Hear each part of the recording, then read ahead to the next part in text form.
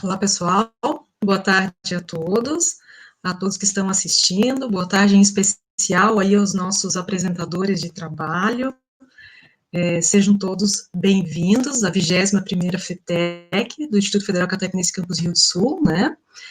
E neste ano, então, num formato diferente, inovador, na forma virtual.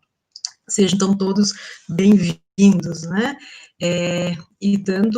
Eu sou, então, a Alexandra Goede Souza, sou professora aqui no Instituto Federal Catarinense, e vou fazer os trabalhos de mediação, dos trabalhos que serão aqui apresentados agora, né? Então, sejam todos bem-vindos à sessão temática 2, ok? Os trabalhos acontecerão da seguinte forma, né? Então, só para deixar todo mundo bem esclarecido, chamarei o trabalho, né, e depois será veiculado o vídeo aqui, e depois nós teremos um tempo para discutir acerca do trabalho. Então, todos que estiverem assistindo, quiserem deixar as suas perguntas, seus questionamentos, né, suas contribuições no chat, podem deixar, que depois nós fazemos as perguntas aqui, ok? Ao grupo que está apresentando. Muito bem.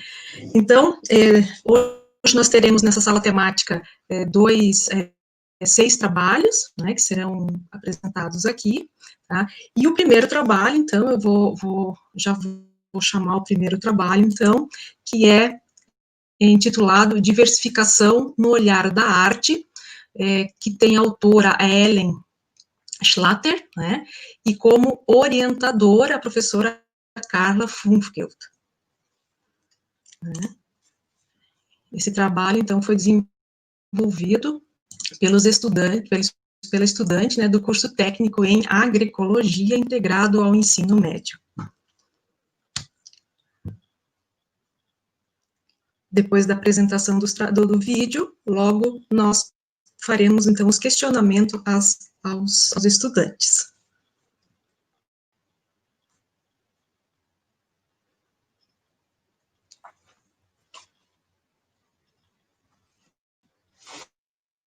Então, o que eu posso dizer é que a nossa hipótese... Só aguardar um pouquinho, o vídeo está sendo carregado, né? Esse formato diferente, diferenciado, né? Algumas coisas às vezes acontecem e demora um pouquinho, mas daqui a pouco já vai estar tudo ok.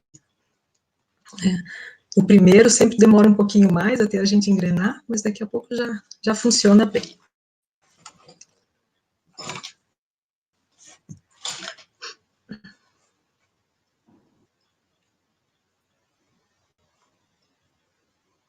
Só mais uns instantes. Federal Catarinense, estamos no segundo ano do técnico em agroecologia e vou apresentar um projeto chamado Diversificação do Olhar na Arte, orientado pela professora Carla Funfeld. Nessa apresentação vamos falar sobre o objetivo do trabalho, sua justificativa, sua relevância, a metodologia que eu usei, a conclusão e as referências. O objetivo do trabalho é mostrar que as opiniões individuais sobre os tipos de artes são geradas por diferentes fatores que influenciam na opinião final. A maneira que as pessoas observam a arte sempre foi algo instigante para mim. Por que uma pessoa pode admirar tanto uma obra renascentista, mas odiar obras abstratas? Porque o contrário também pode ser verdadeiro. Essa e outras perguntas me levaram a redigir esse trabalho. Foram feitas pesquisas sobre a arte, filosofia da arte, o que é feio e belo, utilizando seus livros Filosofando, Introdução à Filosofia e Educação do Olhar, de Ana Maria Barbosa. Foram também feitas entrevistas, utilizando imagens de pinturas de diferentes épocas e estilos, onde as pessoas deveriam falar se gostavam ou não da pintura, explicando o motivo de sua escolha. O questionário foi realizado com alunos do ensino médio de 15 a 18 anos, do ensino fundamental de 8 a 10 anos e com professores, tudo feito de forma online. As obras foram escolhidas de formas aleatórias, buscando apenas diferentes épocas e estilos.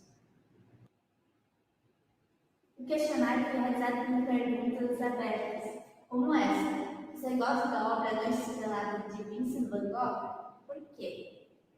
Essa pergunta gerou uma série de respostas, que no caso desta obra foram todas positivas. Essa obra, como citado anteriormente, A Noite Estrelada de Vincent Van Gogh, é uma obra impressionista. No caso dessa obra, que é Casal de Romero Brito, ao contrário da de Vincent Van Gogh, ela teve uma resposta negativa, enquanto a de Vincent Van Gogh foi todas positivas. A obra de Romero Brito é uma obra pop art. No caso dessa obra de Fernando Medeiros, apesar de todas serem positivas, se percebe que a parte das cores vibrantes foram o que as pessoas mais gostaram dessa obra, que é uma obra de arte naif. Essa obra chamada Nascimento de Vênus foi feita pelo Sandro Botticelli. Apesar de ter pontos negativos nela, teve pontos positivos que sobressaíram sobre os negativos, ou seja, as pessoas gostaram muito mais da obra do que não gostaram, né? E é uma obra romântica, estilo romântico. Essa obra, chamada Liberdade Pequeno do Povo, de Eugène Delacroix, teve muitos pontos positivos. A maioria gostou bastante dela. Só que, se você pegar as que não gostaram, foi uma grande maioria também. Ao contrário da outra obra, que foi uma minoria, essa daqui quase foi 50-50, os que gostaram ou não dela. É uma obra romântica. Essa obra de Rita Caruso e Edmundo Cavalcante é uma obra abstrata. A maioria gostou dela, sendo bem pequena as porcentagens de pessoas que não gostaram, sendo só por causa de não ter formato definido. E o resto é porque era colorida, que tu percebe também em outra obra citada anteriormente. Essa obra chamada Amarelo, Vermelho e Azul de Wassily Kandinsky, ao contrário de todas as outras obras que apresentaram anteriormente, ela teve mais comentários negativos sobre ela. As pessoas não gostaram tanto dela, poucas comparadas com as que não gostaram. É uma obra abstrata. Não gostaram, aliás, porque ela é abstrata, né? Essa obra chamada Persistência da Memória, feita por Salvador Dalí, é uma obra surrealista que apresentou mais pontos positivos do que negativos. Só que se percebe que esse extra que sendo negativos teve então uma grande maioria. Não, uma minoria, mas muitas pessoas não gostaram dessa obra, por representar tristeza e não conseguiam entender o que o artista estava querendo representar. A obra do pintor catarinense Juarez Machado atraiu mais pontos positivos do que negativos, percebendo sendo esses negativos e o resto positivo. Esta obra do Touro Negro é uma pintura rupestre que um terço das pessoas não gostaram dela, já o resto gostou, né? Esta obra surrealista atraiu mais comentários negativos sobre ela do que positivos. Essa obra cubista, ela teve todos os comentários são positivos, sendo destaque de novo, já falado em outras obras, das cores alegres e vibrantes. Vocês percebem que as pessoas gostam mais das cores alegres e vibrantes nas obras. Com o resultado das pesquisas, pode perceber que as respostas foram muito parecidas, tendo só uma diferença com as crianças. Percebeu-se que as pessoas dão preferência a obras que possam identificar o conteúdo, aquelas mais abstratas. Percebeu-se também que as crianças tendem a gostar mais de obras coloridas e lúdicas. Já os alunos e adolescentes conseguem, em sua maioria, assimilar melhor o sentimento que o artista quis transmitir em sua obra. Essas foram as referências utilizadas para a pesquisa. Obrigada pela atenção.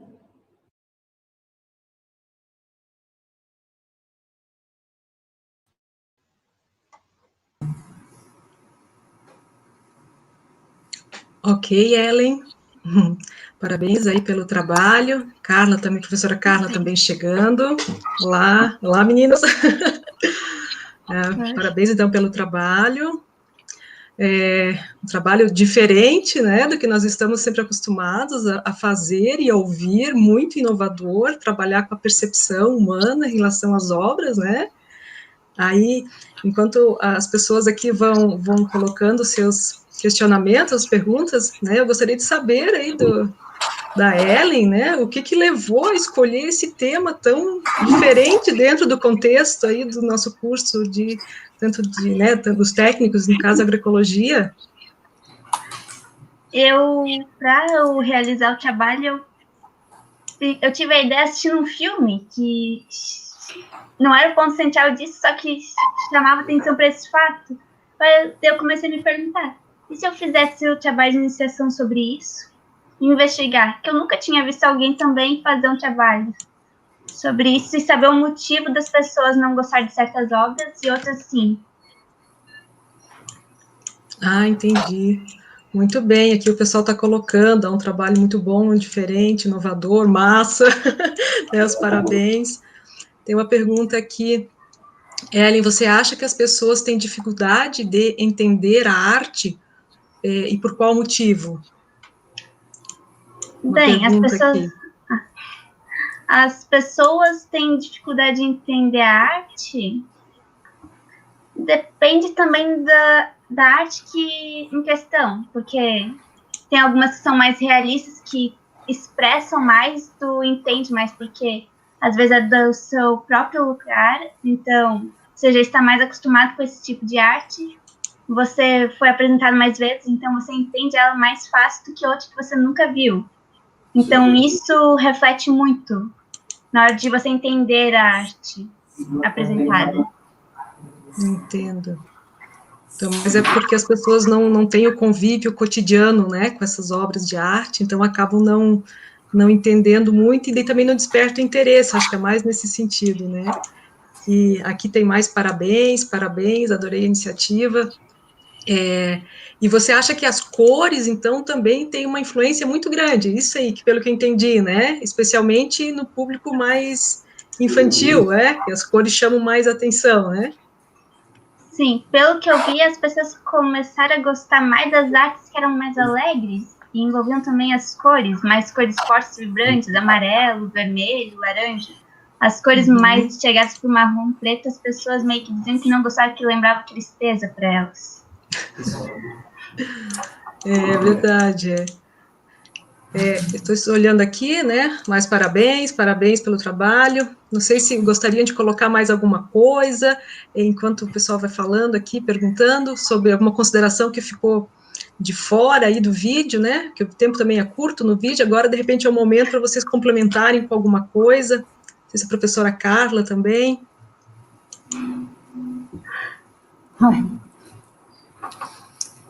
Enfim, esse trabalho é um trabalho bem interessante, ele sai um pouquinho, né, daquele costumeiro que a gente tem, a maioria dos trabalhos que a gente sempre acha que porque está no instituto e em curso técnico de agroecologia ou de agropecuária, temos que fazer trabalhos práticos somente voltados à área, né, e não necessariamente um trabalho de iniciação tem que ter só esse viés, né. Então, é um trabalho que a Ellen, desde o primeiro dia de aula de iniciação científica, ela disse, quero trabalhar com arte, eu vi um filme e eu quero trabalhar com isso, então, vamos lá, né, e ela se desafiou e conseguiu chegar lá, ficou um trabalho bem interessante. Tem uma pergunta da professora Cláudia, né? Isso aí, vamos lá. Ellen, você acha que se as pessoas tivessem mais acesso à arte, em geral, essas interpretações poderiam ser diferentes? Eu acredito que sim. Haveria, claro, você não gostaria de certas obras, por mais que você estudasse sobre elas, mas você aprenderia a respeitar entendendo a arte, porque muitos também não gostaram por não entender o que estava sendo representado. Ou seja, às vezes se tu começasse a entender, mostrasse mais, ensinar sobre a arte, as pessoas poderiam até gostar mais de estilos que talvez nunca pensaram que iriam gostar. Uhum. Só uma curiosidade, assim, qual foi a tua percepção pensando na inserção desse trabalho dentro do curso de agroecologia, né? Como é que você viu isso? Vocês têm perspectiva de passar isso, de repente, de forma mais direta para os colegas ou não, né? Como eles reagiram a esse teu trabalho? Porque, pelo fato de ser, como até a professora Carla falou, algo diferente, uma pesquisa diferente do que nós estamos tradicionalmente acostumados, né? Como os colegas reagiram em relação ao trabalho quando escolheram? Você ter escolhido esse tema, né? Não houve muita... Como posso dizer? Ninguém fez muito comentário. Eles acharam legal e só, não acharam muito, tipo... Muito diferente.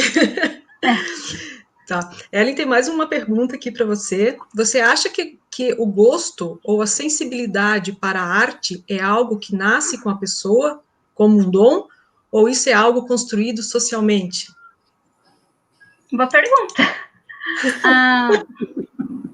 Eu acho que a pessoa por si mesma, às vezes, tem um gosto mais que quer entender mais sobre a arte, vai procurando mais e ela acaba gostando mais das artes por pesquisar por si mesma, mas eu acho que a sociedade influencia bastante e eu arrisco a dizer ainda mais do que a própria pessoa nascer com isso, com esse gosto de querer ir atrás.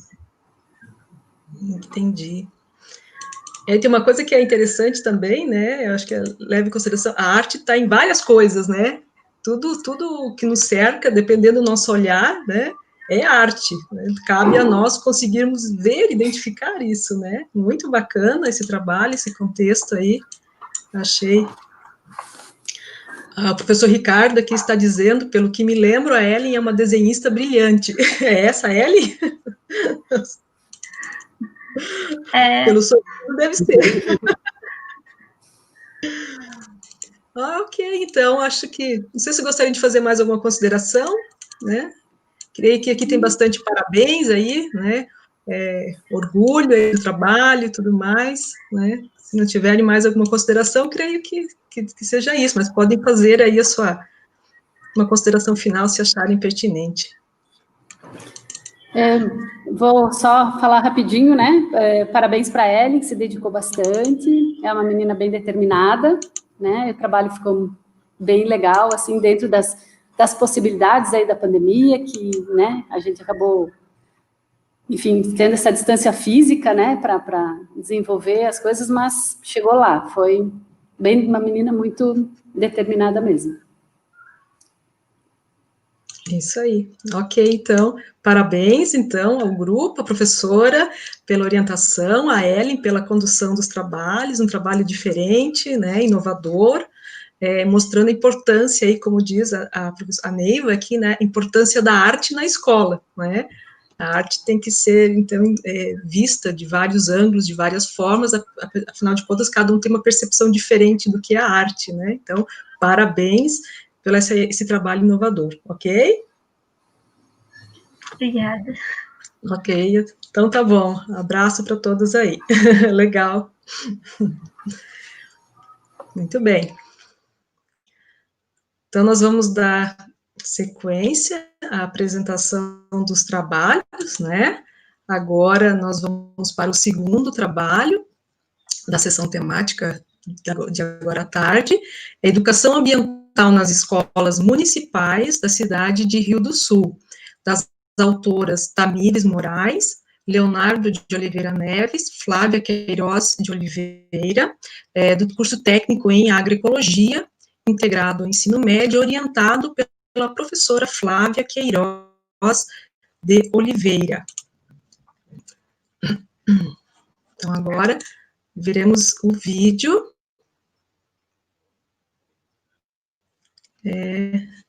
do trabalho. Na sequência, também os questionamentos.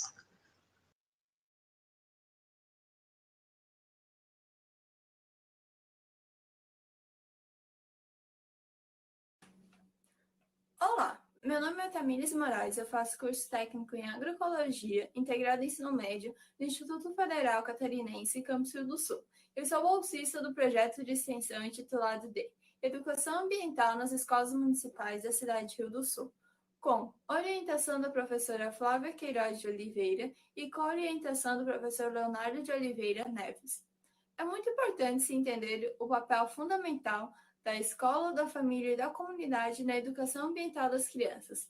Por esse motivo, o objetivo principal do projeto é despertar o lado crítico dos indivíduos envolvidos sobre as questões ambientais.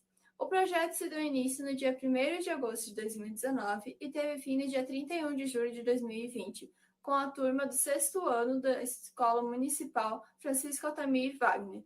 No total, 25 pessoas participaram do projeto. Os objetivos constituíam-se em firmar uma parceria com a escola, diagnosticar os conhecimentos dos alunos sobre o tema e complementá-los com palestras e atividades. A escolha da escola foi realizada a partir de levantamentos com os alunos do Instituto Federal Catarinense. Após isso, foram realizadas palestras e reuniões com os professores e com a direção da escola, a fim de apresentar o trabalho. Logo em seguida, foi feita a escolha da turma e, posteriormente, começaram as atividades quinzenais divididas em práticas e teóricas, que utilizavam a sala de aula da turma e o pátio da escola. Nas atividades teóricas, eram abordados temas como meio ambiente, lixo, poluição, reutilização, reciclagem, contaminação, água e energia. Nas atividades práticas, foram elaboradas atividades com o correto uso da água, a reutilização de materiais e a destinação adequada do lixo.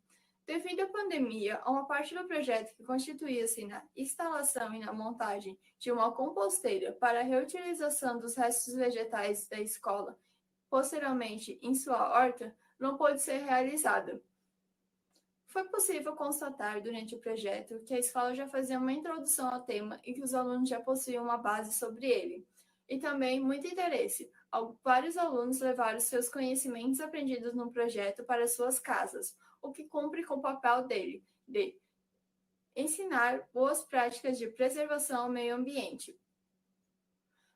Apesar da escola já ter feito uma introdução sobre o tema, uma nova abordagem sobre educação ambiental serve para reforçar o que já foi aprendido com os docentes da escola, a fim dos alunos levarem os seus conhecimentos e compartilhá-los com a família e com a comunidade. O projeto atendeu em partes com seus objetivos. As partes em que envolviam palestras e atividades sobre meio ambiente, água, poluição, reciclagem e entre outros temas foram concluídas, porém uma parte prática que envolvia a instalação e a montagem de uma composteira não pôde ser realizada devido à pandemia.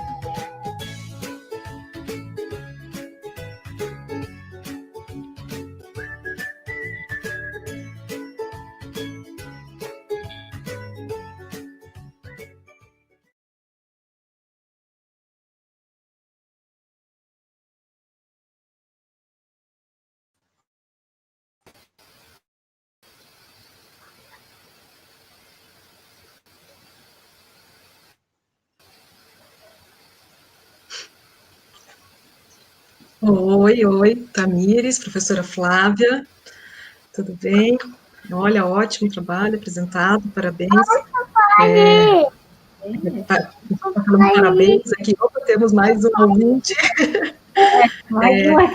Queria perguntar como é que foi essa sensação, nem sensação, né? Como é que foi essa experiência de trabalhar com esse tema com as crianças, né? Porque sexto ano aí são o quê? 12 anos, 11 anos de idade, né? Então, como é que foi essa experiência que vocês tiveram ao realizar este trabalho?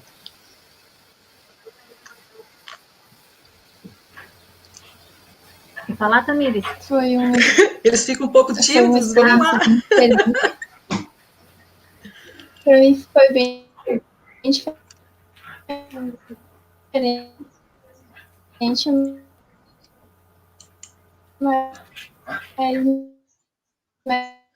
Acho que o áudio dela tá travando um pouco, né? Coisa, também. Assim, foi uma experiência que me fez crescer bastante. Deixa eu dar. Na verdade, é um trabalho que é desafiador, né? Para a gente que é professor, é um pouco mais fácil lidar com essa questão do ensino, de ter contato direto com os alunos.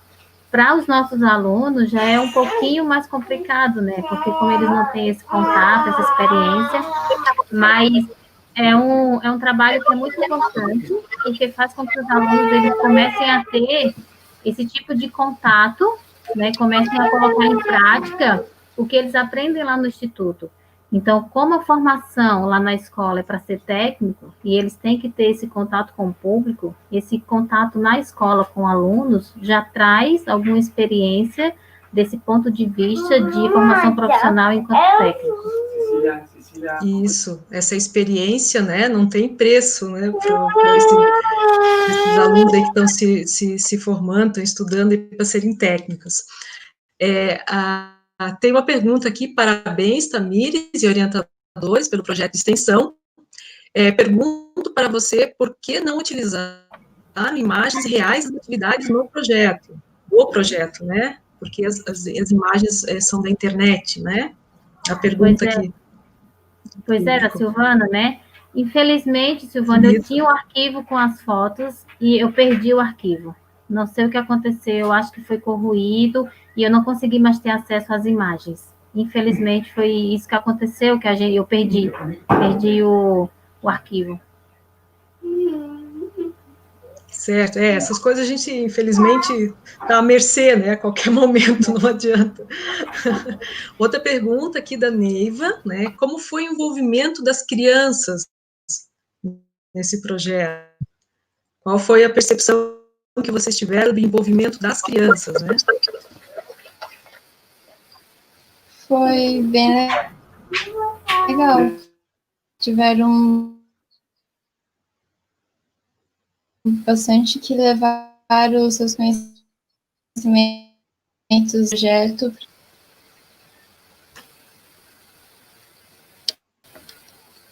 Eu acho que o áudio dela está travando um pouquinho, né? Mas pelo que eu entendi, ela quis dizer que houve também, os próprios estudantes trouxeram seus conhecimentos também, né, para partilhar. Acho que foi mais ou menos isso que nós conseguimos entender. Isso é legal, né, essa partilha, essa troca de conhecimento, né, entre os estudantes, isso é bem interessante. A professora Cláudia que pergunta, Tamires, você acha que a nova geração está aberta às questões ambientais, à discussão da questão ambiental?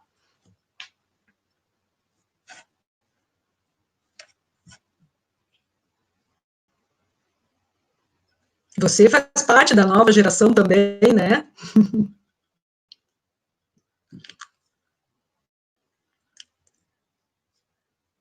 Você conseguiu ouvir, Tamires?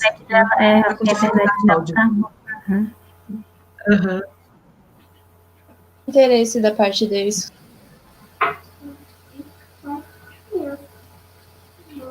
Não conseguimos ouvir o que a Tamires nos falou, né? Não sei se a professora Flávia pode, de repente, contribuir um pouco a percepção que tiveram, né, da reciprocidade ou da abertura aí dessa nova geração para essas questões ambientais que são tão importantes.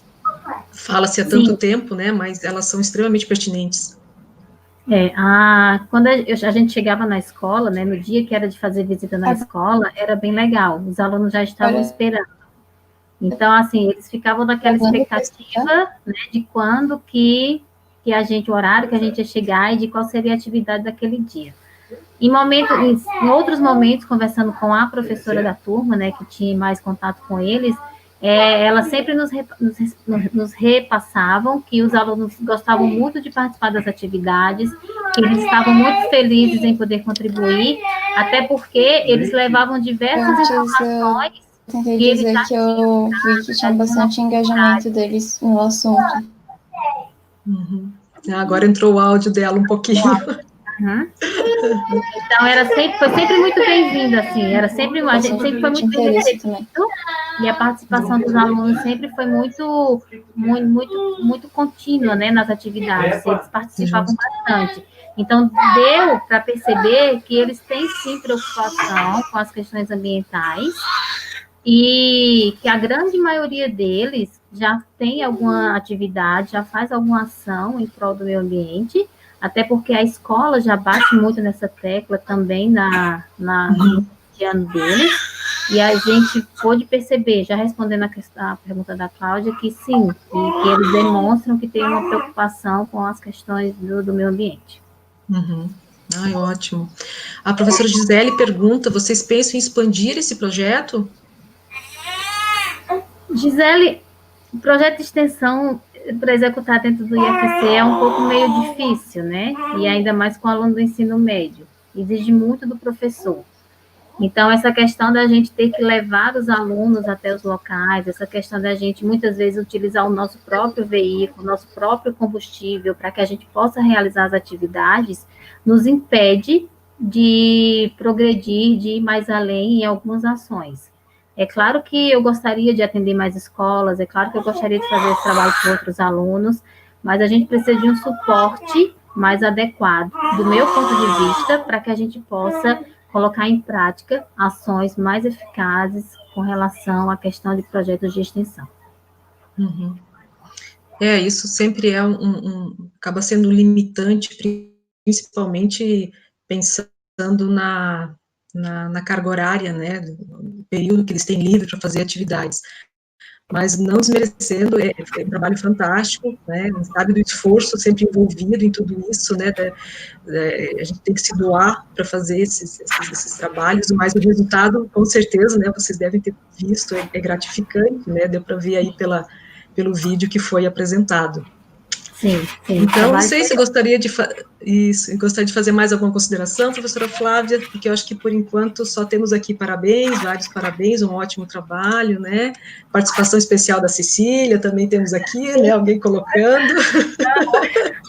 Então, não sei se gostaria de fazer alguma consideração. Eu gostaria de parabenizar a Tamires, porque, como você colocou agora, Alexandra, ela só tinha sexta-feira à tarde, né, é o único horário livre, né, que compatível com o horário da escola e com o horário do IFC. Então, ela se prontificou a participar nesse horário livre que ela tinha na sexta-feira à tarde, a participar do projeto, a executar o projeto. Então, gostaria de parabenizá-la, né, dizer que fiquei muito feliz com o que a gente desenvolveu nesse período de convivência, e quem sabe a gente faz outra parceria, mas em algum momento. Uhum. Um maravilhoso trabalho, Flávia, parabéns novamente a você, é um trabalho sempre de doação, mas que, como eu falei, os resultados sempre são muito positivos e gratificantes, ok? Sim. Parabéns a você, a todos, né, os autores do trabalho.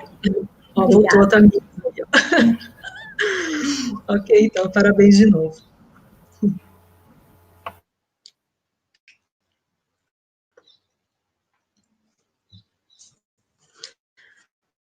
Vamos à sequência, então, agora. Aí. Vamos dar sequência, né, ao andamento dos trabalhos, a apresentação. Agora, o terceiro trabalho, Guerra do Contestado, 1912-1916, alguns nexos entre passado e presente, de autoria do Marcos Rafael Hoffmann, né, do curso técnico em agroecologia integrado no ensino médio, orientado pelo professor Emerson Bianchini Estivalete. Então, agora nós vamos ver o trabalho, né, do nosso aluno na forma de vídeo.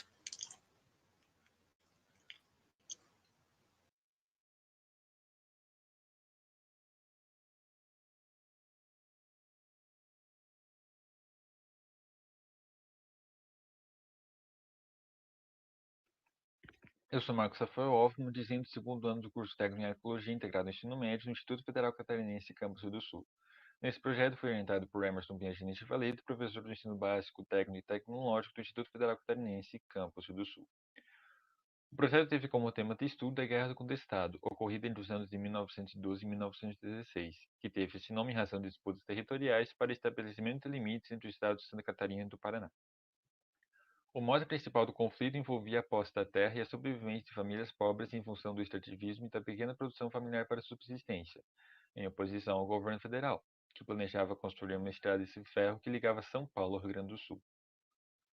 Para que o projeto saísse do papel, optou por contratar uma empresa estrangeira, que estivesse interessada em receber parte do pagamento pelos serviços através da livre exploração, em larga escala, da madeira e das terras ao longo do leito da ferrovia.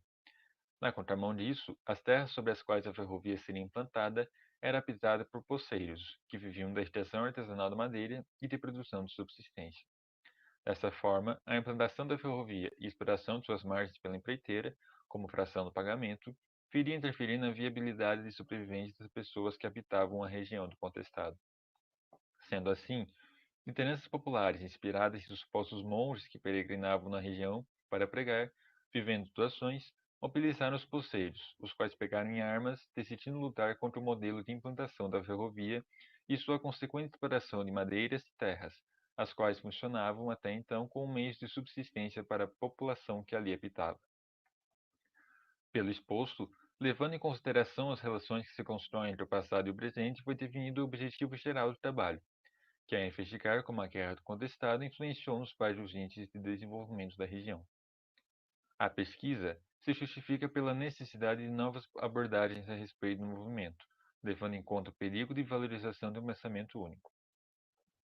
Buscando relacionar o legado da Guerra do Contestado ao preconceito que gera o descaso público na região, identificado nos deficientes índices socioeconômicos nos municípios que protagonizaram a revolta, elaborou-se um estudo de revisão bibliográfica sobre o tema, analisando livros, teses, dissertações, documentos históricos e textos científicos, disponíveis em bancos de dados como portais periódicos da CAPES.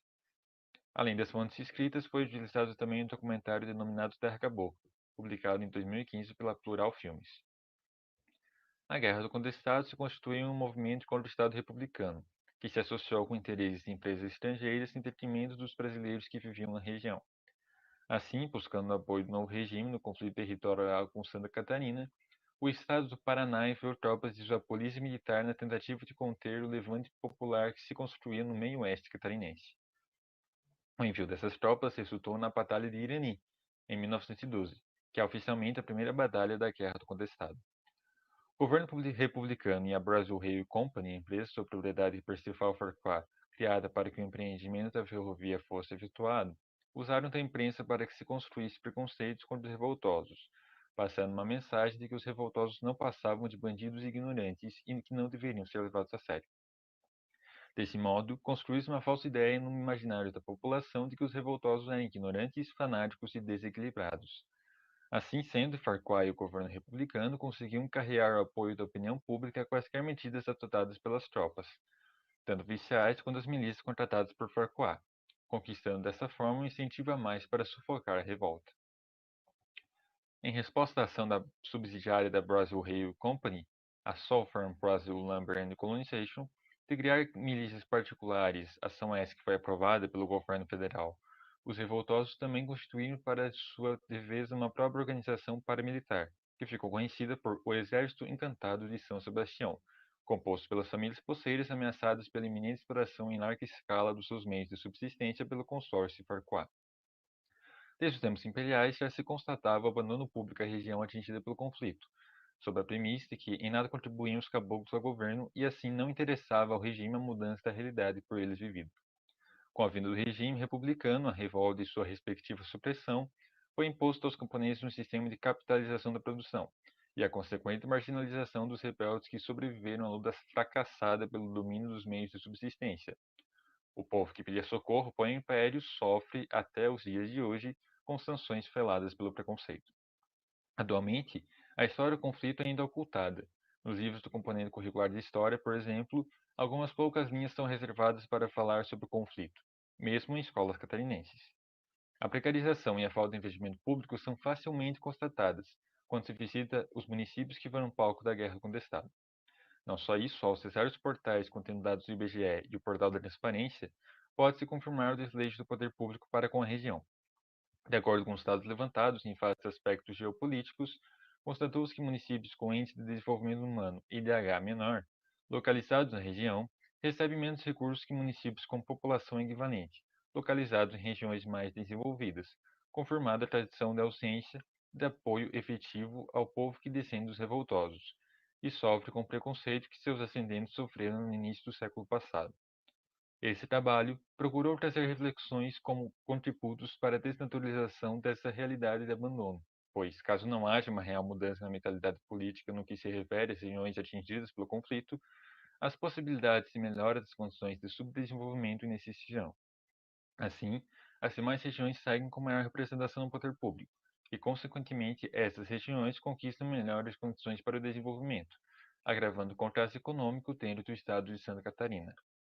Some-se a esse fato a condição de que as regiões mais pobres não reúnem potencial para turismo, não se constituindo em atrativo para investidores, daí também geram poucos tributos, resultando em um ciclo vicioso de retroalimentação de preconceitos que fortalecem ainda mais a pobreza e a precariedade existentes.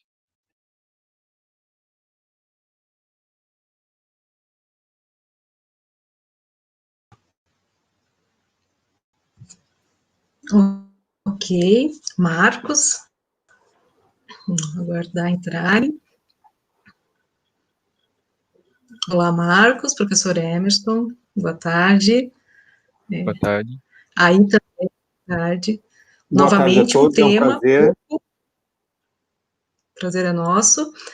Novamente aí posto, né, um tema diferente, uma pesquisa diferente, né, geralmente pouco procurada pelos estudantes, né, já que não se trata de uma pesquisa, digamos, a campo, prática, como comumente os nossos estudantes estão acostumados, porém não menos importante, né, o conhecimento da história aí tão importante.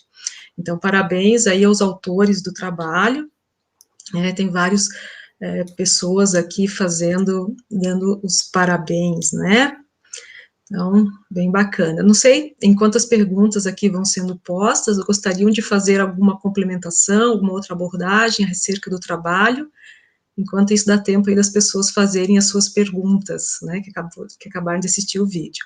Podem ficar à vontade, não sei se Marcos, professor Emerson. Marcos, fica à vontade para fazer alguma consideração. Se tu precisar de mim, abre a conversa aí que eu te ajudo. Não, só agradecer mesmo os comentários e aos parabéns, e ao meu orientador, que orientou muito bem. É isso. Ótimo. Posso te fazer uma pergunta, então? Nosso orientador, segura aí. No sentido de nós abrirmos o diálogo, eu acho que é interessante. Lembra que quando a gente foi lá na Fundação Cultural olhar o documentário Terra Cabocla, nós identificamos um descompasso entre as imagens e a história, a revisão bibliográfica que nós fizemos da Guerra do Contestado. Tu poderia comentar um pouquinho sobre as nossas conversas e o que a gente discutiu? Qual é o papel da fotografia nesse contexto histórico? O que a fotografia mostra e o que ela esconde? Lembra da nossa conversa sobre isso? Sim. Então, eu acho que é um tema bem interessante. Então, eu acho interessante que a fotografia, ela mostra o que quem está por trás da câmera quer mostrar.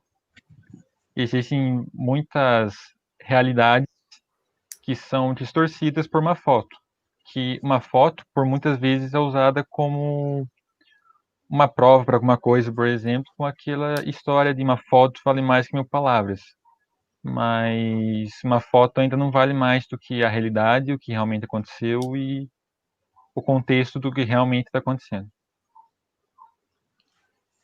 Ok. Marcos, uma pergunta, professor Ricardo. Como você percebe a guerra do contestado nos dias atuais? Os latifundiários e os sem terra são os personagens da continuidade da guerra? Na tua opinião, o que tu achas? Então, primeiramente, assim como eu expliquei durante a minha apresentação,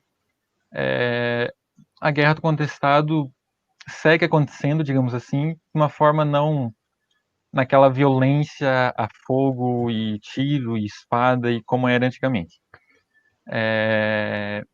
Mas hoje está em um estado de sepultamento dessa história para que o povo que vive, os descendentes de quem se revoltou lá atrás, hoje continuem numa situação de abandono, como sempre aconteceu com quem morava na região.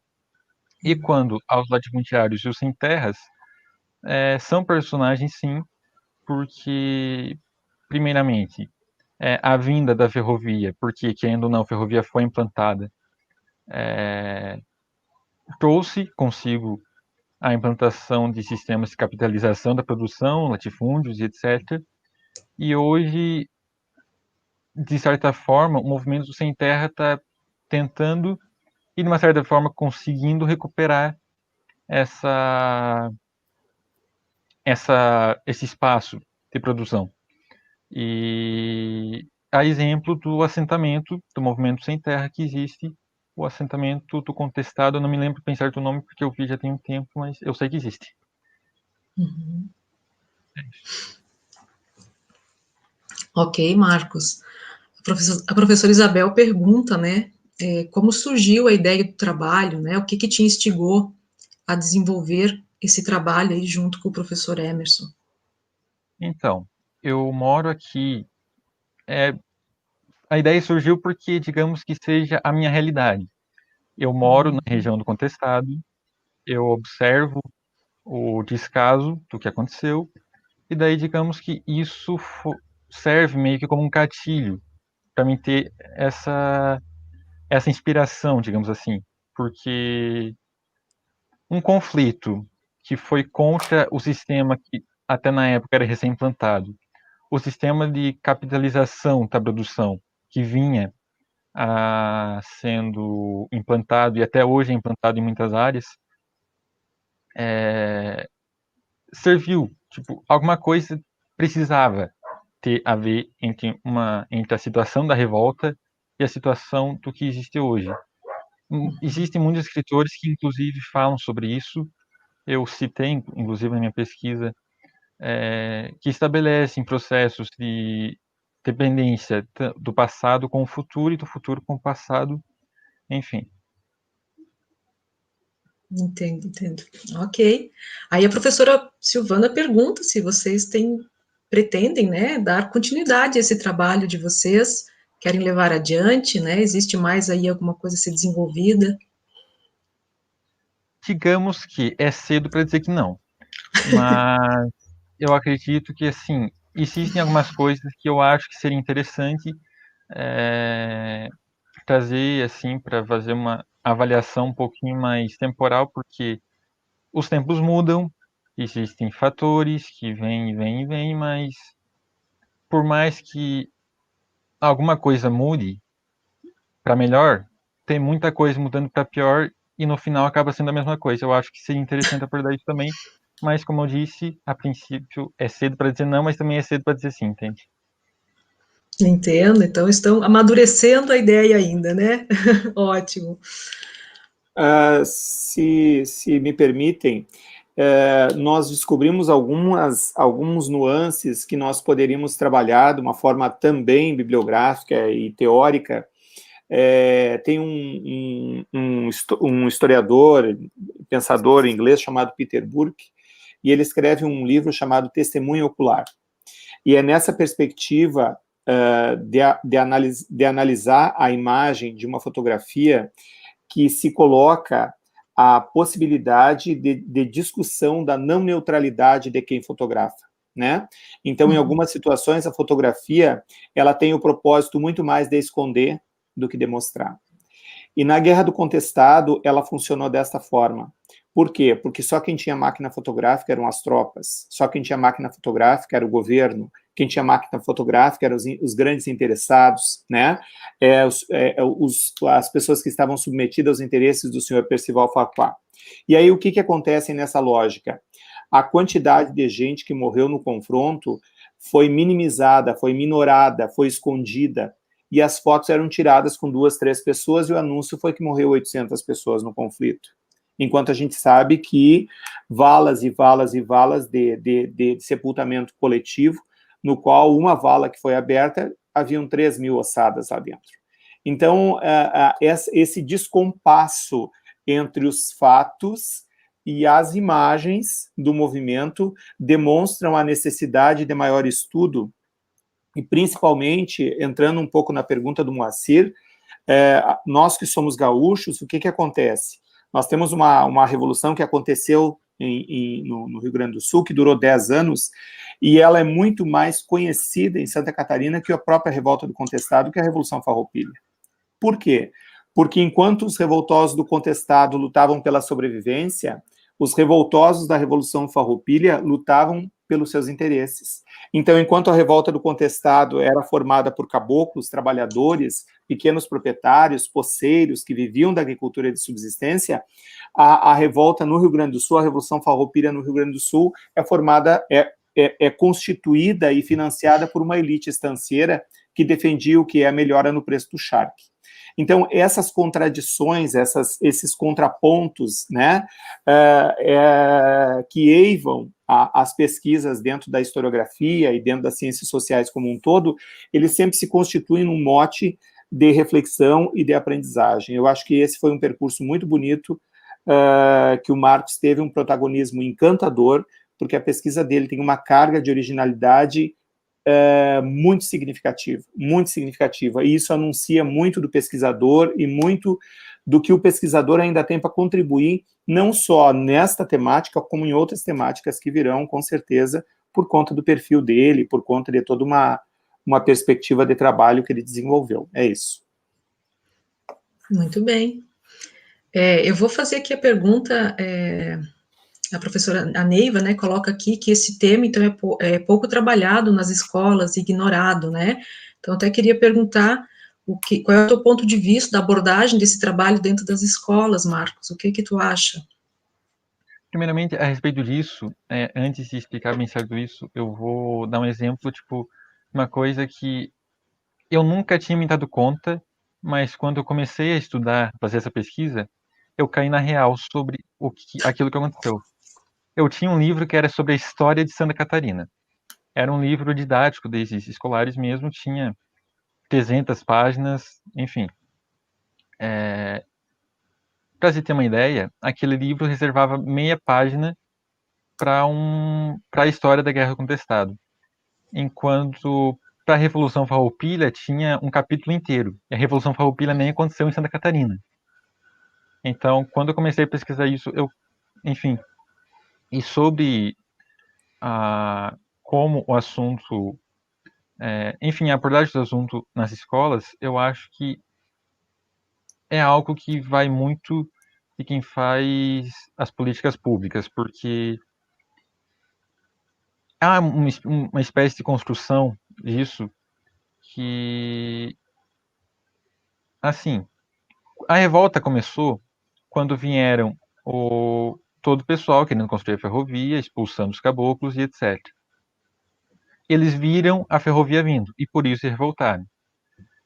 Assim, se quem é afetado por alguma coisa que vem do sistema, é de interesse do sistema que essa pessoa não entenda por que ela como é que posso dizer, banalizada. Então, eu acho que é uma questão meio complexa. Há um sistema que invisibiliza, né, os explorados.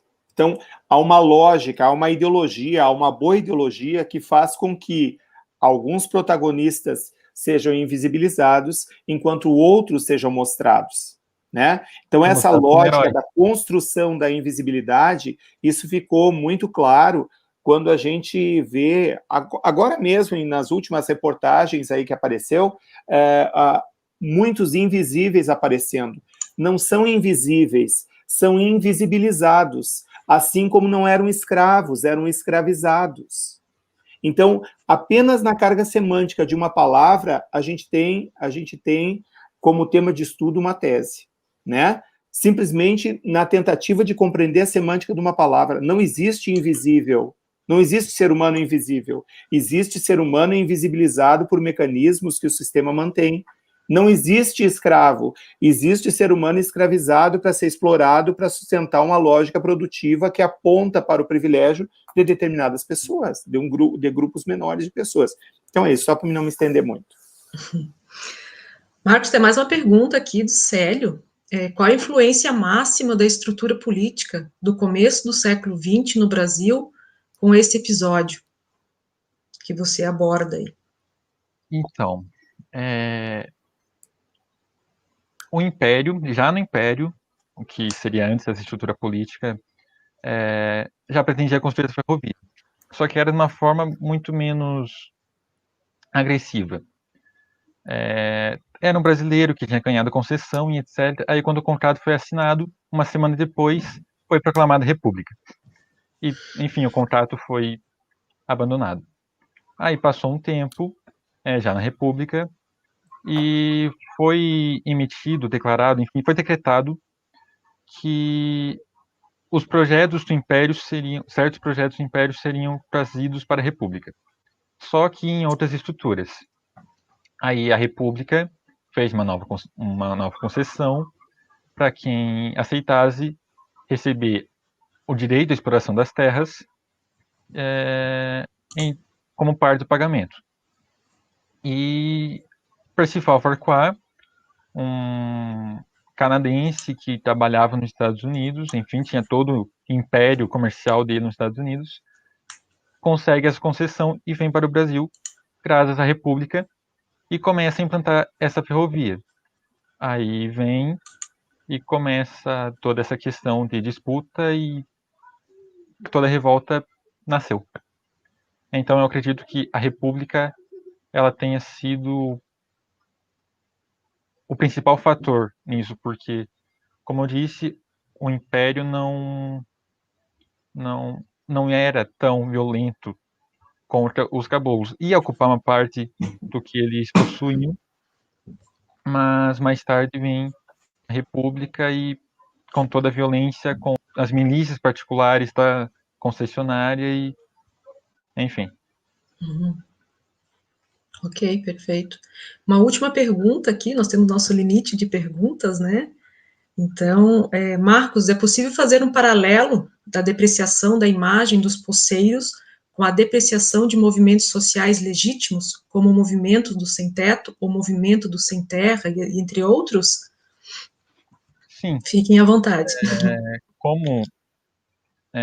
Tanto na época, os caboclos, só fazendo uma recapitulação, os caboclos, eles tinham essa parte da imprensa que era dominada, que como o professor falou, quem tinham as câmeras fotográficas e etc., que é basicamente o que constrói a imagem, era quem defendia os interesses da república, do consórcio, etc. E hoje em dia, se a gente parar e observar, o sem terra, o sem teto, eles não têm a mesma amplitude, a mesmo poder de fala, digamos assim, o mesmo poder de expressão do que quem está contra eles, os latifundiários, que possui todo um sistema de comunicação, influência no sistema da comunicação e etc. Ok. Olha, gostaria, tem vários outros questionamentos aqui, perguntas, né, mas nós temos aí o nosso limite também, então, mostrando a relevância do tema e mostrando que as pessoas gostaram muito do que ouviram, parabéns ao grupo, né, pelo trabalho. O Marcos se expressa muito bem, então ele tem fala com propriedade, né? Então, só queremos agradecer a participação de vocês, deixar um espaço rápido para vocês fazerem alguma consideração final, fiquem à vontade. Por favor, Marcos. Só agradecer mesmo todo mundo que está me agradecendo. Isso parece meio controverso, mas, enfim, acho que dá para entender. É isso. Então, controvérsia faz parte. Só fortalecendo a fala do Marcos, o que muda são os mecanismos. Os mecanismos são atualizados, mas o sistema, os interesses são os mesmos. Então, a forma de visibilizar e invisibilizar, isso muda. A maneira que eu faço o processo exploratório muda, né? Mas o interesse em explorar, o interesse em organizar o sistema de modo que a maioria seja explorada pela minoria, esse interesse é o mesmo. Então, o que a gente precisa é calibrar o olhar e perceber como é que o sistema se organiza de modo que não se naturalize a exploração, né, e se busque o caminho da construção da dignidade para o trabalhador. É isso. Então, eu agradeço a todos, foi um privilégio. Eu agradeço ao Marcos, que foi extremamente atencioso a todas as orientações.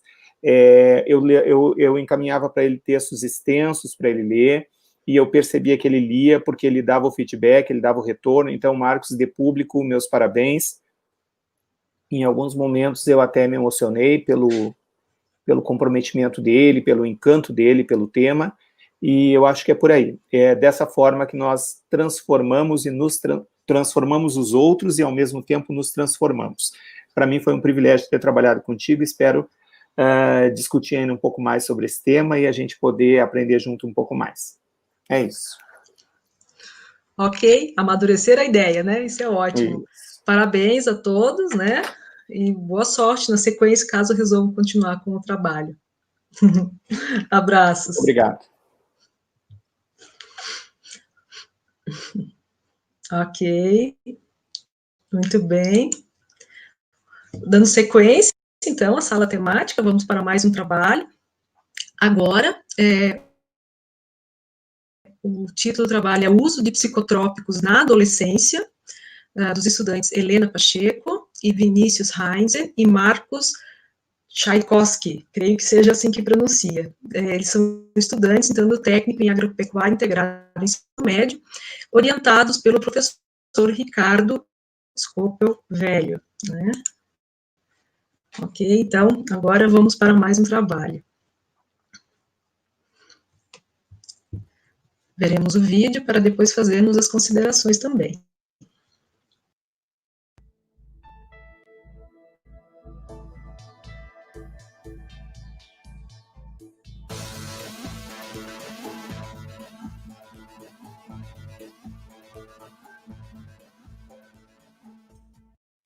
Boa tarde, eu sou o Marcos Antônio Tchaikovsky, estudante do Instituto Federal Catarinense Campus Rio do Sul. Eu estou no segundo ano e curso Técnico em Agropecuária integrado ao ensino médio. E em conjunto com meus dois colegas, estou fazendo o trabalho de iniciação científica sobre os psicotrópicos na vida dos adolescentes. Boa tarde, meu nome é Vinícius Renzen e eu estudo junto com Marcos e Helena no Instituto Federal Catarinense. Oi, meu nome é Helena Pacheco da Silva, eu sou estudante do Instituto Federal Catarinense, Campus Rio do Sul. E primeiramente, temos que colocar em mente que o nosso trabalho não é para resolver o problema, e sim para ajudar a entender o mesmo. O nosso trabalho foi elaborado através de conversas, pesquisas em sites e fóruns, e ele tem o objetivo de certa forma, descobrir por que o jovem usa as drogas e por que ele escolheu esse caminho. Nesse trabalho são abordadas tanto drogas lícitas quanto drogas ilícitas, porque em nossas pesquisas vimos que tanto uma quanto a outra estão presentes na vida dos adolescentes. O nosso trabalho não tem a intenção de julgar ou algo do tipo, e sim de ter um melhor entendimento sobre o assunto. Esse problema das drogas na vida dos adolescentes não é de hoje. Ele vem de muito tempo atrás e ele acaba gerando prejuízos tanto na vida da pessoa quanto na sociedade. As drogas na adolescência são muito mais presentes do que a gente imagina. Então, devido à delicadeza e à complexidade do assunto, é muito difícil de ser abordado. eu fiquei responsável pelo desenvolvimento do nosso trabalho. E para dar início, eu comecei com uma problemática perguntando o que são psicotrópicos. Então, é uma palavra que não é tão usada no nosso cotidiano e é uma palavrinha grega que psico significa alma e trópicos, atração sobre o psiquismo. Psicotrópicos são todas as substâncias químicas que agem no nosso sistema nervoso central, que temporariamente muda o nosso humor, o nosso comportamento, nossa percepção. Depende também da quantidade que a gente ingere dessas substâncias e elas podem ser usadas também para fins recreacionais, fármacos e também para fins religiosos. Os psicotrópicos podem ser divididos em drogas lícitas ou ilícitas. Drogas lícitas são permitidas por lei produzir e comercializar, tendo os fins farmacêuticos ou não. Podem ser analgésicos, tranquilizantes, álcool, tabaco ou também drogas industriais. Drogas ilícitas são cuja comercialização é proibida por lei e não tem caráter moral ou definição jurídica. É qualquer substância química que tenha efeito psicoativo e que seja proibido por lei. O uso de medicamento é esperado que os benefícios superem os possíveis riscos. Além disso, nenhum deles podem ser determinados com precisão matemática, porque isso tudo dependerá da avaliação, de acordo com a pessoa, a gravidade da doença, o efeito do medicamento de acordo com a qualidade de vida do paciente. Ele pode ser um paciente que usou drogas a vida inteira, ou ele pode ter nunca usado drogas, ou ele pode ter se cuidado, se alimentado direito ou não. Isso tudo determina várias coisas. E não pode esse medicamento tem 100% de eficácia. Não dá, depende de cada paciente e de cada caso. Os prejuízos provocados pelos psicotrópicos podem ser agudos ou até mesmo crônicos, produzindo alterações mais duradouras e até irreversíveis. O uso de psicotrópicos por adolescentes traz riscos adicionais aos que ocorrem com adultos em função de sua vulnerabilidade. Todas as substâncias psicoativas usadas de forma abusiva produzem aumento de riscos e de acidentes e da violência, por tornar mais frágeis os cuidados de autopreservação, já enfraquecidos entre os adolescentes. Esses riscos ocorrem especialmente com o uso do álcool. A droga mais utilizada nessa faixa etária entre os adolescentes é o álcool. Ele pode causar intoxicação grave, além de hepatite e crises convulsivas.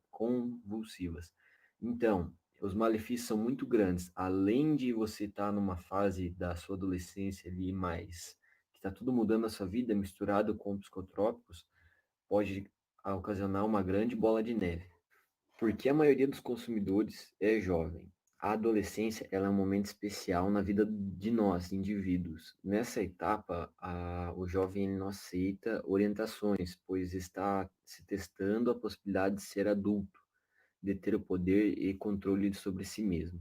Ou seja, é uma fase onde o jovem está experimentando novas coisas, novas fases da vida dele, e é onde ali que ele pode tomar uma decisão errada e acabar entrando em um mundo mais obscuro. Existem formas de prevenir o consumo ilegal entre os jovens?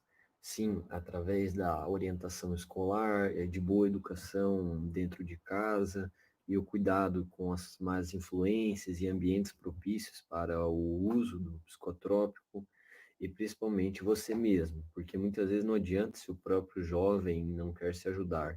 Então, nossas conclusões foram: o nosso estudo ele indica que diversas características familiares estão associadas ao uso de psicotrópicos pelos adolescentes, fornecendo informações úteis para a compreensão integral desse problema no nosso país.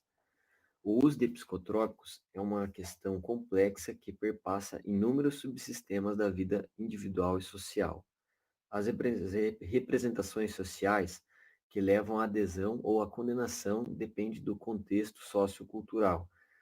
São necessários, finalmente, investimentos para desenvolver locais de socialização e recreação saudáveis, para que nossos adolescentes possam canalizar as energias da sua própria juventude, no sentido de atividades socialmente úteis e relevantes. Essas ações podem funcionar como fatores protetores contra o uso de substâncias na adolescência. Para os adolescentes que se encontram em situação de vulnerabilidade psicossocial, recomenda-se a disponibilidade de dispositivos de assistência compatíveis com a necessidade da juventude. Os dados apresentados fornecem subsídios e insumos para a reorganização das práticas em saúde, com vistas em aprimorar a atenção e a saúde de nossos adolescentes.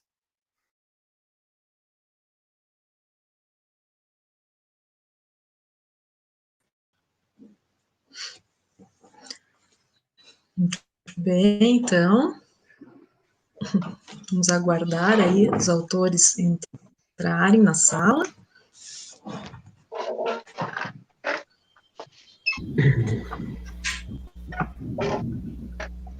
O Ricardo já chegando.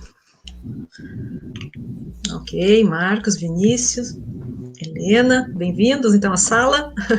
Parabéns aí pelo trabalho, né? Um assunto relevante, complexo, né? Com suas nuances para ser trabalhado, né? E aí abrimos aí agora para as discussões e esses questionamentos de quem está nos assistindo.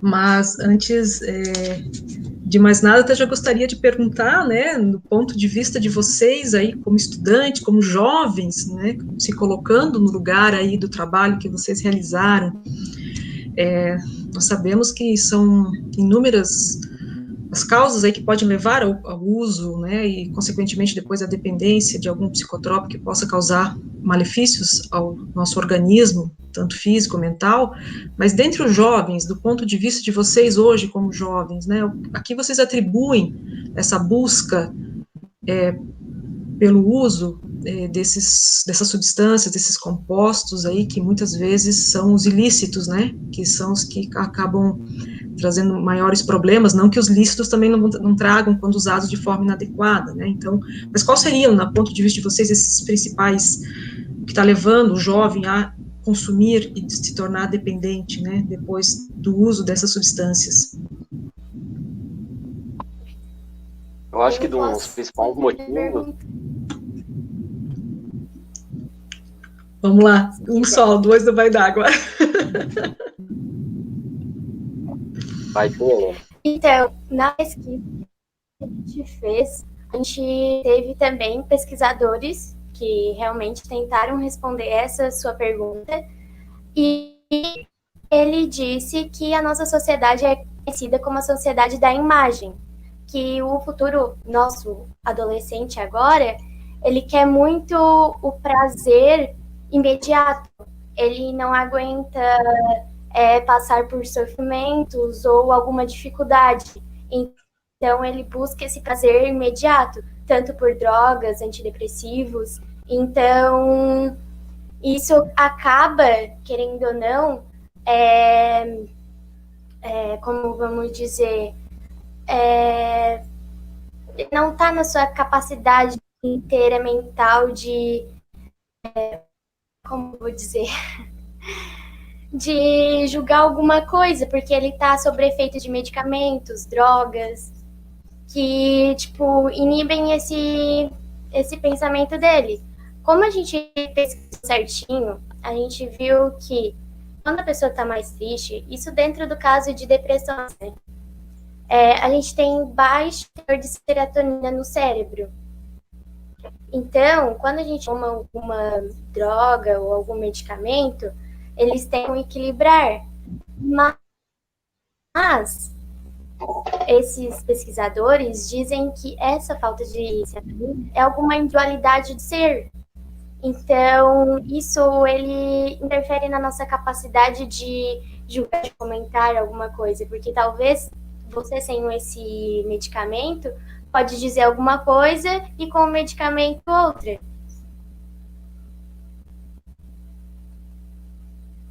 Ok. Entendo. Tem alguns questionamentos aqui, né? Luiz Fernando pergunta: vocês acham que os adolescentes estão tendo um acesso mais facilitado às drogas? Com certeza, com certeza. É aquilo que até os pais geralmente dizem pra gente, de que em qualquer lugar que você vai, ali na esquina ou em qualquer festa, vai ter gente oferecendo para você. Então, muitas vezes é barato, muitas vezes você tem aquele acesso ali de imediato, a pessoa te oferecendo ali na tua mão. E ali você acaba, às vezes, se desviando e acabando, né, usando a droga. Tanto que no nosso trabalho, a gente citou para a gente evitar lugares propícios ao uso de drogas, né? Comparado bares, festas, é importante isso. Exatamente, é aquela história, muitas vezes você não vai até a droga, é a droga que vem até você. Perfeito, entendo. Uma outra pergunta aqui, professora Isabel: vocês pretendem fazer algum levantamento de uso entre adolescentes? Seria talvez uma continuidade do trabalho, né? Pensando nessa perspectiva. Bom, isso era o que era para ser feito no trabalho, só que a gente não pôde fazer devido à pandemia, né? Mas a gente pretende sim fazer um levantamento. Então a ideia é continuar assim que as atividades retornarem, né? É isso, da sequência ao trabalho. Seria muito bom, porque ele é um trabalho muito amplo, um trabalho pouco abordado. Exatamente, justamente por ser um assunto muito delicado, as pessoas não acabam dando tanta atenção e, na minha opinião, é um assunto que deve ser abordado sim, por causa que é um grande problema na sociedade hoje em dia. Uhum. Mais uma questão aqui para vocês: como vocês correlacionam concepções puramente materialistas dos jovens na atualidade com o uso de produtos ilícitos como forma de escape disso? Pergunta do Célio. Vocês conseguiram entender a pergunta? Quer que eu repita? Como é que vocês fazem essa correlação, né, entre essa concepção que é materialista dos jovens, que é o que está posto aqui, né, hoje em dia, a preocupação com o material, né, com o uso desses produtos ilícitos como uma forma de driblar, escapar, né, dessa situação, ou desse pensamento, pelo menos?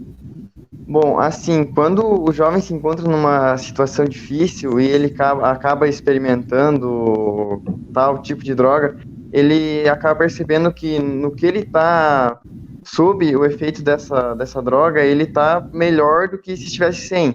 Ele, digamos, pode parar de pensar nos problemas da vida dele, nos problemas da família dele, e assim, quando ele usa a droga, ele acaba, de certa forma, escapando dessa realidade, só que na verdade ele só está iludindo ele mesmo. Ok, isso é uma... que drogas também não são só aqueles ilegais, né? Tem também os medicamentos que também são considerados drogas e que também eles têm a lícita quanto a lícita, eles destroem o nosso organismo. Então, os dois são maléficos. Isso, muito bem posto, muito bem posto. Mas uma pergunta para vocês: como vocês acham que a pessoa pode parar de usar drogas? Algum método, alguma sugestão do ponto de vista de vocês, com base nisso que vocês pesquisaram, estudaram no desenvolvimento desse trabalho? Então, acho que eu acredito que é por meio A gente acha que tem muito...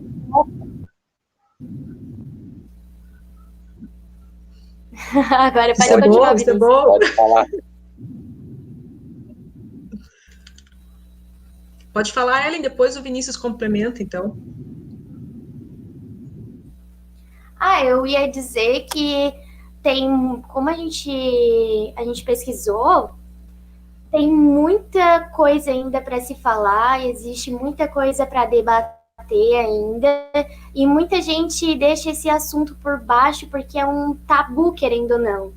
E muitas vezes tem pessoas que... A gente sabe que existem inúmeras pessoas que consomem drogas, que querem parar, mas não sabem como. Tipo, procurar até o médico, mas também elas não sabem onde encontrar um grupo de apoio ou algum recurso que ela possa se aliar, ou alguém que possa ajudar ela para que ela possa fazer esse uso. E a gente não vê esse tipo, não é encontrado falar dentro das escolas também, que a gente vê que muitos jovens hoje usam drogas. Também a gente encontra cartazes em postos de saúde falando que a gente tem apoio na idade, a gente oferece uma ajuda psicóloga para vocês pararem de usar medicamentos ou drogas. A gente não vê isso, e a gente acha que deve ser cobrado também dos nossos gestores, né, do nosso futuro presidente, do nosso governador, para que a gente possa melhorar esses dados e que seja mais falado na sociedade. É que eu acredito que a partir do momento quando você se torna um viciado, você não se torna um bandido, um ladrão, alguma coisa, você se torna uma pessoa doente. Então eu acredito que deve recorrer a ajudas clínicas, a família, a pessoas que possam te ajudar, porque ali você já meio que perdeu o teu autocontrole. É recorrer a ajuda do próximo. Uma bela percepção, né, do que é uma pessoa dependente, né? Ela não é um marginal, ela realmente precisa de apoio, né, da sociedade como um todo, família, sociedade, né? Isso é extremamente importante, essa tua colocação. O Nilton tem mais uma pergunta, não somente sobre drogas ilícitas, mas qual é o ponto de vista de vocês sobre a busca de medicamentos para dores psicológicas, né, como tentativa de cura? Então, o uso de medicamentos, né, para problemas psicológicos aí, como na busca da cura. Como é que vocês veem? Qual é o ponto de vista de vocês acerca disso? É muito crescente, né?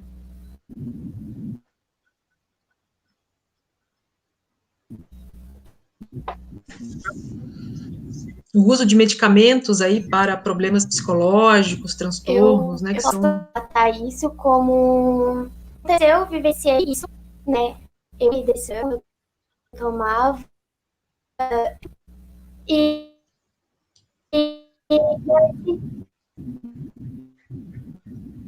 Acho que o áudio da Helena tá travando um pouco. Não existe uma cura para isso, existe um tratamento.